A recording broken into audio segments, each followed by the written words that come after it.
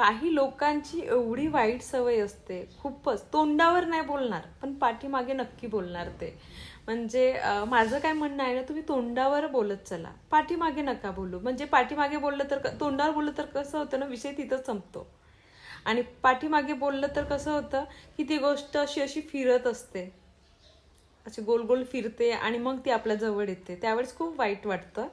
त्यापेक्षा काय करायचं, एखादा व्यक्ती जसं एखाद्या व्यक्तीला आपल्या गोष्टी काही पटत नाही आहेत आणि आवडत नाही आहेत, तर अगदी तोंडावर बोलायचं की मला तुझं हे पटत नाही बा, तुझी मला ही गोष्ट आवडत नाही. तो व्यक्ती तिथंच थांबतो आणि वादाला सुरुवात पण नाही होत आणि दुसऱ्याला वाईट पण नाही वाटत. तोंडावर म्हणजे तिथं एखादा व्यक्ती आपण जसं कुणाला काही बोलून देतो आणि मग तो व्यक्ती आपल्या मनात ठेवतो ती गोष्ट आणि तो व्यक्ती दुसरीकडे जाऊन बोलत असेल तर ते म्हणजे तिकडून इकडून अशा गोष्टी आपल्यापर्यंत पोहोचतात, तर ते खूप चुकीचं आहे. म्हणून कधी पण जर तुम्हाला कोणती गोष्ट पटत नसेल तर तोंडावर बोला, पाठीमागे नाही बोलायचं. पाठीमागे बोललं की दिमाग सटकतं, खराब होतं. असं मला एवढंच बोलायचं होतं. सोशल मीडिया खूप चांगलं आहे, काही बोलता येतं, मनातलं राग व्यक्त होते इथं.